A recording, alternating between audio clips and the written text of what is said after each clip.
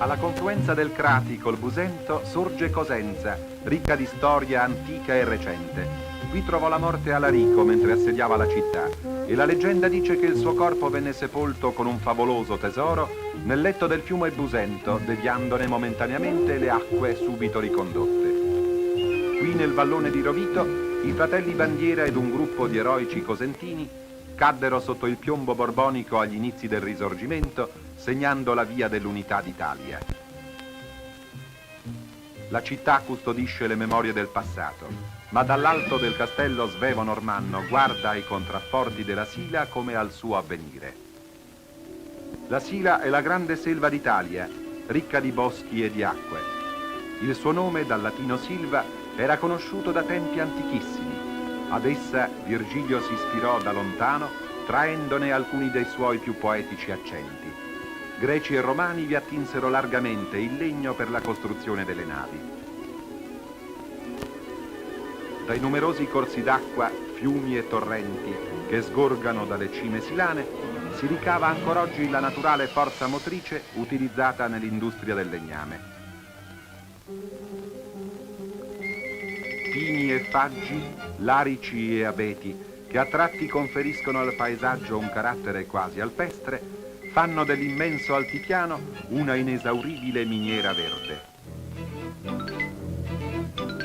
L'industria del legno presenta un primo aspetto della Sila come fonte di benessere.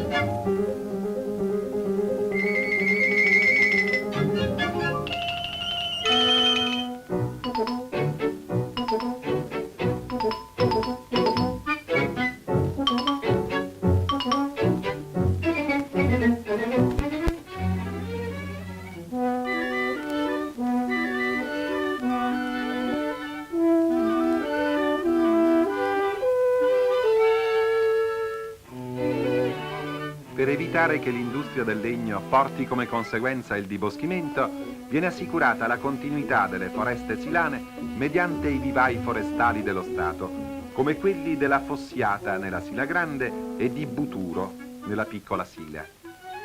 Le resine dei pini rendono qui balsamica l'aria purissima e fresca, abbondantemente ossigenata dalla enorme massa di vegetazione sempre verde. La Sila Piccola è oggi così un luogo molto ricercato per la villeggiatura estiva.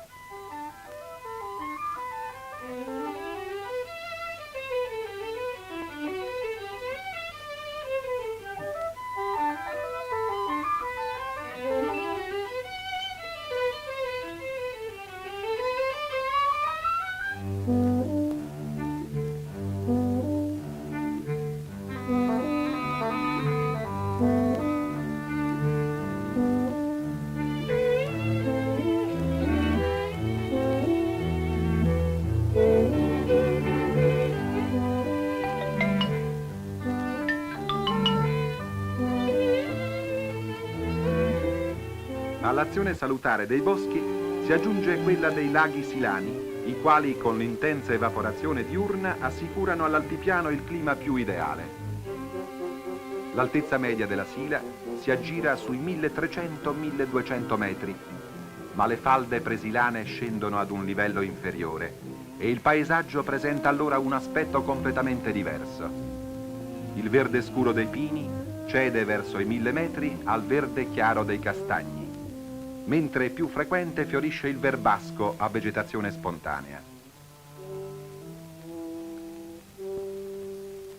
Sulle falde della Presila La dimora non ha più un carattere stagionale come sull'altipiano. Vi si trovano grossi borghi e paesi circondati da boschi di castagni e vi si possono ammirare nelle fiere i costumi più belli e originali. È questo che potremmo definire del turismo e del folklore. Tra i costumi femminili più interessanti sono quelli orientali albanesi e quelli del nicastrese, che hanno tutto un simbolismo cromatico. La gonna rossa distingue la donna sposata dalla nubile, che la porta di altro colore, diverso secondo i diversi paesi, mai rossa però. Caratteristico è ancora il costume di San Giovanni in Fiore, il più importante centro abitato della Sila.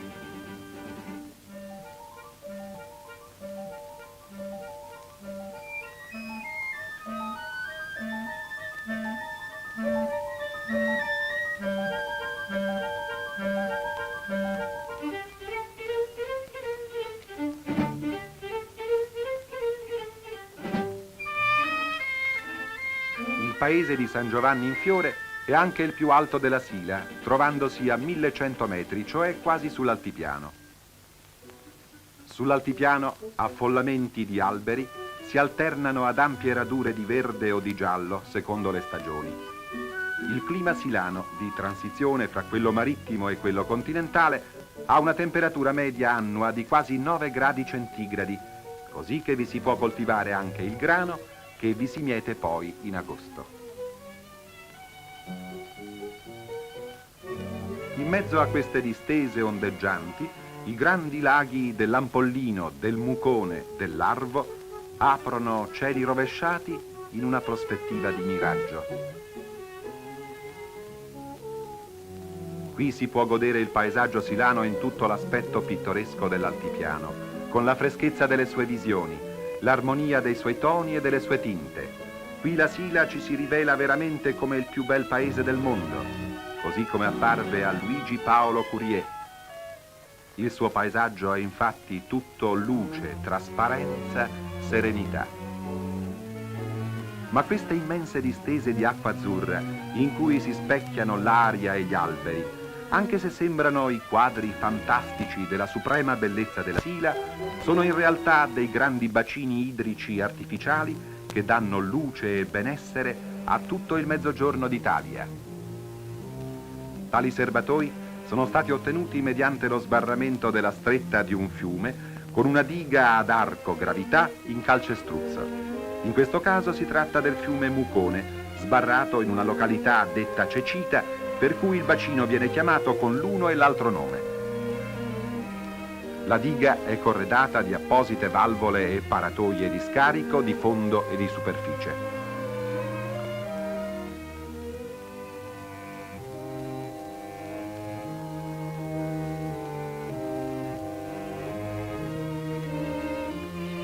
La capacità utile del serbatoio è di 107 milioni di metri cubi. L'altezza della diga del Mucone sul fondo dell'alveo è di 48 metri. Le acque del bacino vengono utilizzate da due impianti con un primo ed un secondo salto, permettendo una produzione media annua di energia complessiva di 220 milioni di kilowattora. In galleria si accede alla centrale ricavata nell'interno della montagna. Essa comprende 2 turbine, 2 alternatori e 2 trasformatori. E qui finalmente la Sila ci si mostra in quello che è il suo aspetto più autentico e più utile.